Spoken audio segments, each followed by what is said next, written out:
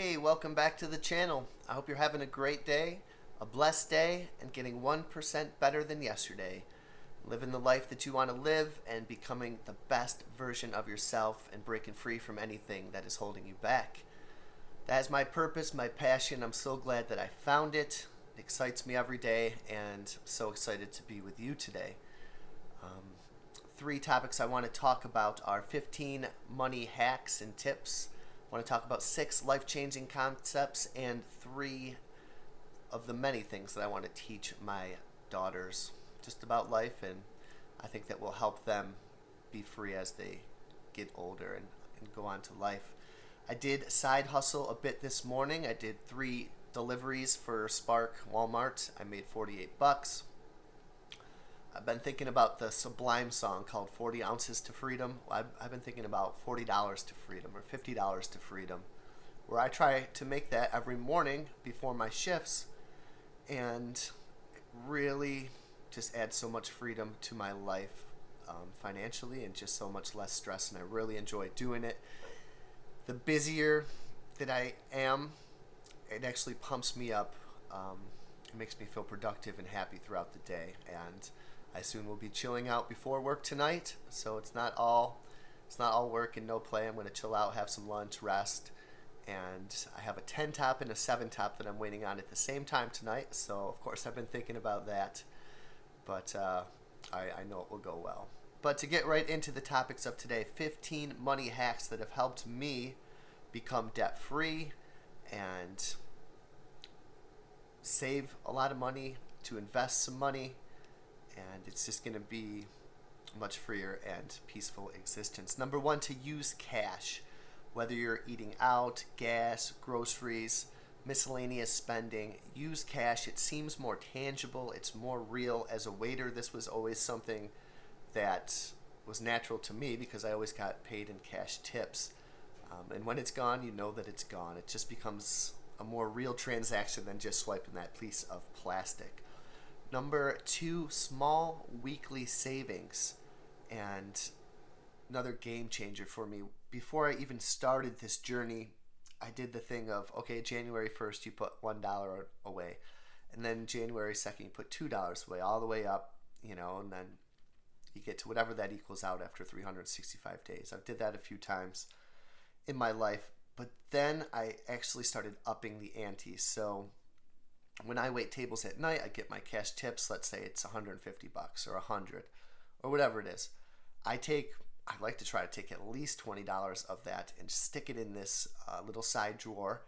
And at the end of every month, I take that money out, and that goes right into a brokerage account of all just pure savings. And I thought about that fund for a while as like my freedom fund, that every day I'm going to work, I'm taking a little piece of that, not to spend at the corner store, not for bills, not for car payments or mortgages, but a little piece of savings invested to hopefully compound and grow that will eventually set me free from the rat race. $20 a week is $1,000. $40 a week is $2,000 plus.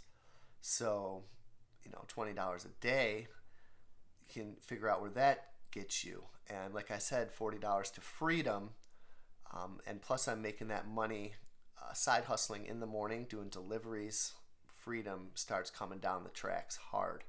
So think about some small weekly, even daily savings that you can put away. Number 3, don't go out. This hasn't been a big problem for me. I've been a pretty much of a homebody, and that's fine. I enjoy it. But you're going to save money if you skip from the bars, if you skip out of malls. When you're out and about, you're going to get snacks. If you go into restaurants, and staying home, there's going to be much more family bonding time, or find free entertainment, invite your friends over to the house. I'm not saying never go out, but if you don't go out as much, you're certainly going to save a lot of time, and you're going to hopefully spend more time with your family or get things done around the house that you enjoy. Number 4, keep a 30-day list. There should be a 30-day calendar just on my phone. I know that there is, but boy, how many things do I want to buy that if I take a little break and take a step back and a couple deep breaths, that urge typically passes. So I've been trying to do that. I don't really X them off on a calendar, but take a pause, wait 30 days, wait a couple weeks, whatever it's got to be, um, to pause those impulse purchases. Number 5, cook at home. It's going to be much simpler, healthier, cost effective, and again, hopefully, will save you some money. Number 6, exercise. It's going to save you from costly, expensive medical bills in the future. Health is such a big thing. If you get a cavity, that's another $100 plus the pain and that you got to go to the dentist. All these checkups and follow-ups, they add up. Blood work, physical therapy. It all has a cost. And the healthier we are, the freer we are, and the more money that we will save. And we'll actually get to enjoy the money that we do save in life. Number 7, the envelope system. For non-bill categories like groceries, gas, miscellaneous spending, when the money is gone from the envelope, the spending is done. Number 8, talk to your significant other. What a absolute life changer this is. These are not rocket science, not brain surgery concepts, right? Keep a 30-day list, set a little money aside every day, exercise, cook at home, talk to your spouse about finances. Wow, Jay. If you could have figured that one out in your 20s, but I had my head in the sand. We each had our own side of the bills. I've talked about this on the channel before. I wasn't smart enough, or I couldn't figure out how we didn't have any extra money at the end of the month. And, I was still a good saver at that point, but, it was nothing to what it is now. But to get on the same page, to figure out where you are actually, to figure out if you're in debt and what to do about that debt, to share the same financial goals a week. We got on the same page. I think one of the biggest investments you can make financially is in your partner, your significant other, whoever that might be. And, it doesn't mean you can't do it without a significant other, of course. But 20 minutes a week, and we did that several times. And now it's a little bit more on autopilot, but we're always talking, how are we doing on this? This and such came up this month. Are we doing okay if we want to eat out a little bit this month, or we want to do this or do that? Always just figuring out where we are in our savings and where we're at in our debt-free journey. So talk to your significant other. Number 9, track your spending in a spreadsheet. Thank goodness Mrs. JB Breaks Free is really pro at that. Everything that we spend is tracked, and our savings are tracked, our expenses are tracked, our miscellaneous is tracked.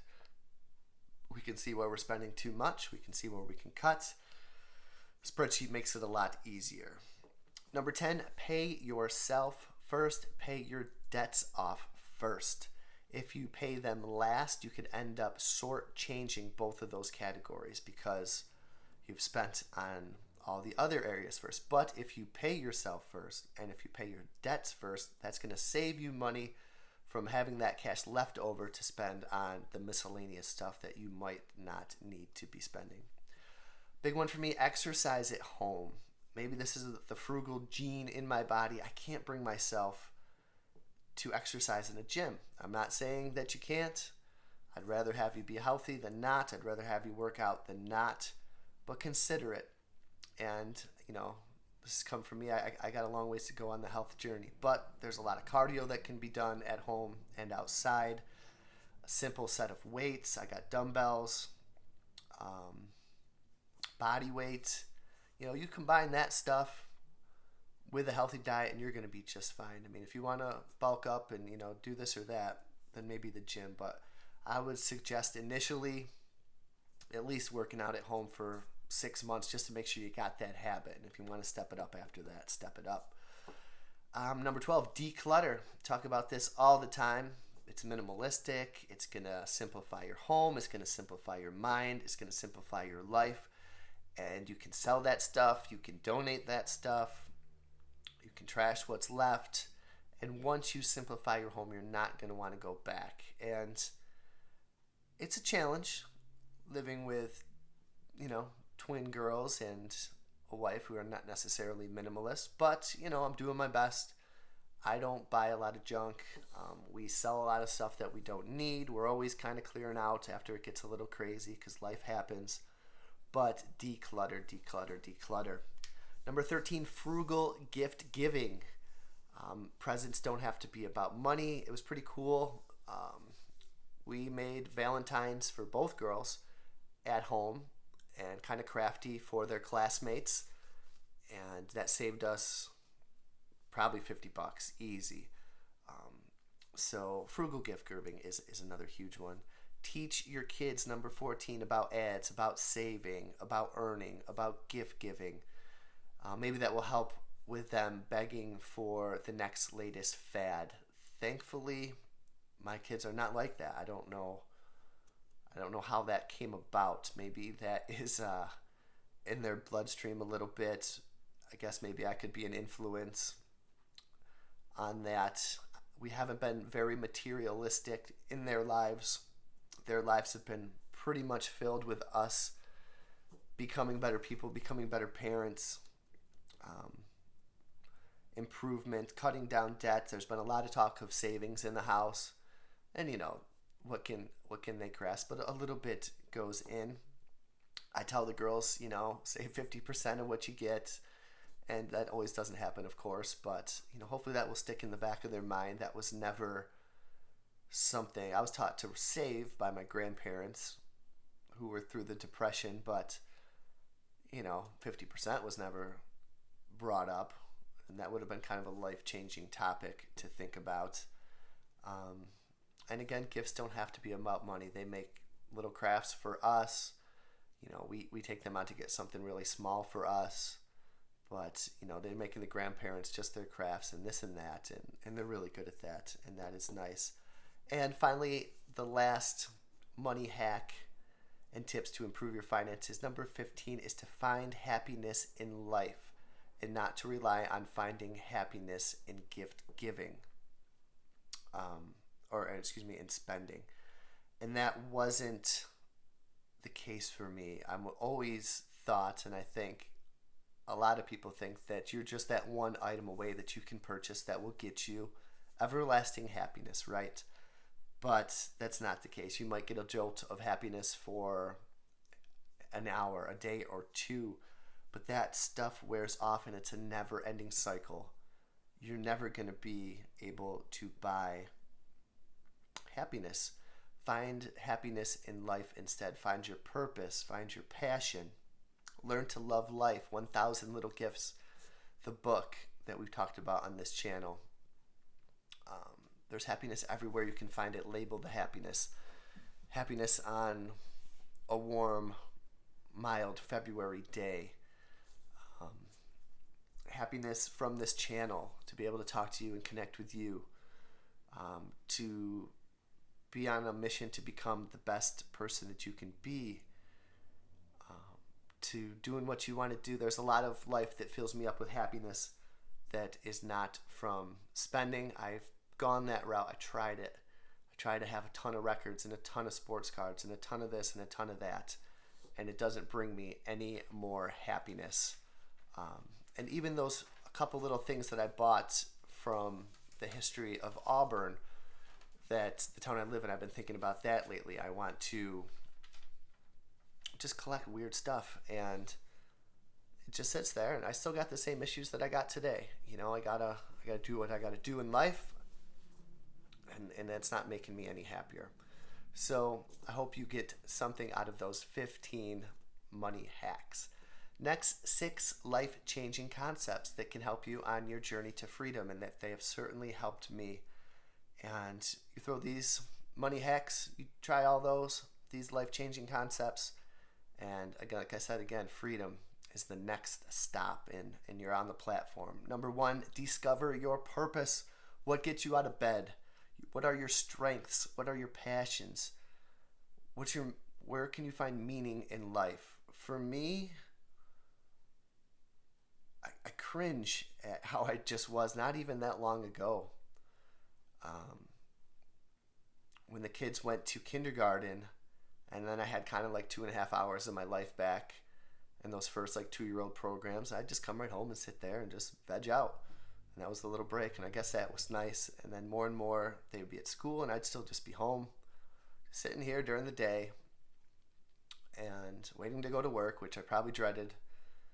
And just really no purpose, living for the weekend, getting hammered, then being hungover and wasting my money and getting right back into the rat race. But I've since found my purpose, hopefully to inspire others and to make connections on this channel, to become a great person, husband, father, friend, employee, and even boss of myself, which I kind of think is cool. You're the CEO of your own company, and I like to think of that throughout my day as I'm out being an independent contractor and side hustling for myself. And without that, I would still probably be more miserable at work than I am, because that had my back. That was me being anti-fragile. That was me having some leverage, being able to stand up for myself, knowing that I had all that at my back and put myself in a position of strength. And reselling things, again, that's another hobby strength of mine, flipping things, something I enjoy. And you put all that into one big pot and your day is a happy stew. Number 2, let go of what you cannot change. That's ancient wisdom, the serenity prayer. God grant me the serenity to accept the things I cannot change, the courage to change what I can, and the wisdom to know the difference. Focus on what you can control and let the rest go. Number 3 is to find peace in imperfection. I try to hold myself to standards at home and in the workplace, and that doesn't always work out. Nobody's perfect. We can strive for excellence, as my boss says, but nobody's perfect. And you got to just get back on the ball. I think about the Yankee pitcher Mariano Rivera, and he's given up home runs in the World Series, but then you just got to get back on the mound and throw the next pitch.